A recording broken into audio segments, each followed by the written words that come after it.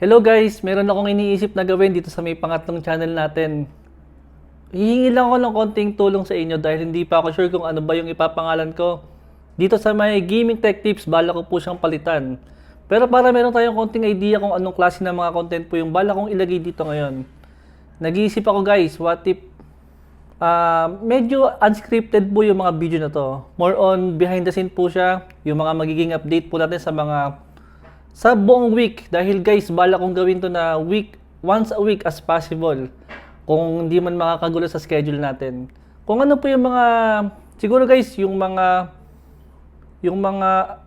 trending sa buong week, try natin pag-usapan. Then, yung mga updates din sa atin.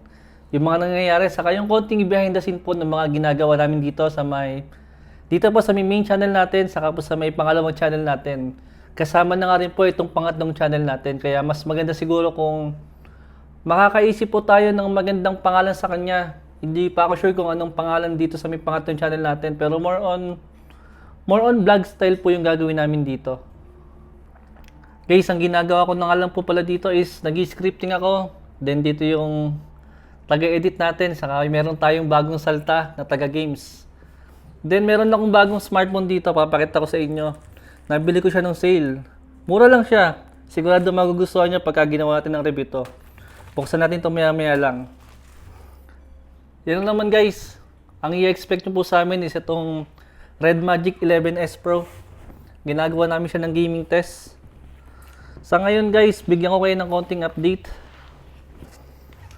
Bala ko siyang i-upload as short. Ito, Red Magic 11S Pro.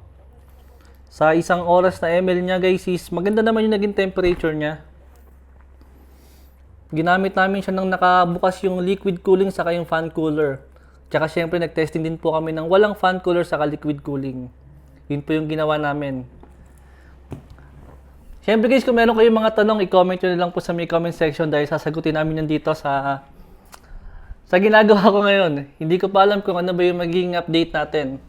Eto, pakita ko sa inyo yung bagong smartphone natin. Isang mabilis na update lang. Kuha tayo ng cutter. Matagal-tagal ko rin hinintay yung smartphone na to dahil sa may China pa natin in-order yan.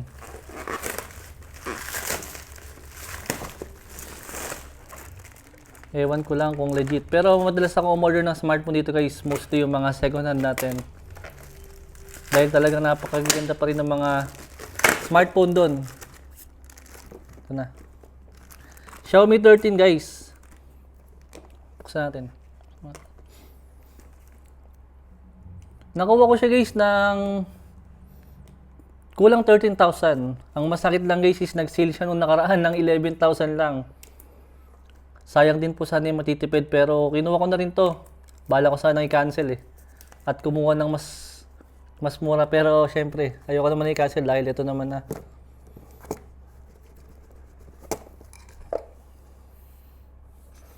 Gagawan ko na lang to ng review. Yan.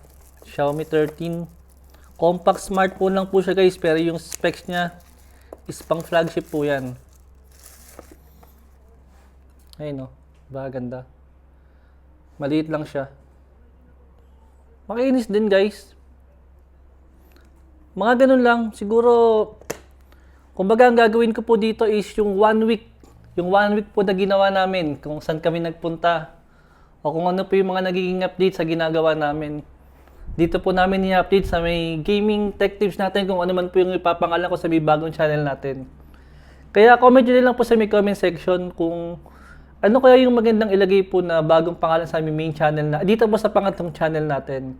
At guys, napansin ko lang po yung tawag dito yung pinost ko nung isang araw yung projector po, parang pansin ko walang interesado sa inyo sa may projector. Syempre, nasa smartphone yung mga nire-review natin. Ang bala kong gawin guys, parang gusto kong ibenta na lang po yung projector. Tapos bumili tayo ng bagong smartphone. At yung pagbibilin po ng projector, bibili natin ng smartphone. At yun po yung ipag-giveaway natin. Para naman kahit pa paano mas maganda. Siyempre, ang inisip nga naman namin, baka sakaling yung mapili ko na mabibigay ng projector, hindi naman gusto ng projector guys. Kaya mas okay po siguro kung ibebenta ko na lang po yung projector at bibili ako ng smartphone. Yung ganyang klase ng smartphone guys, tulad doon ni Xiaomi 13. Guys, mura ko lang nabili yon, kulang 13,000. Di hamak na mas maganda syempre kung smartphone na lang ibigay natin kaysa po sa may projector. And yun lang guys, siguro magbigay na lang ako ng konting update sa mga susunod na araw kung ano yung magiging lagay.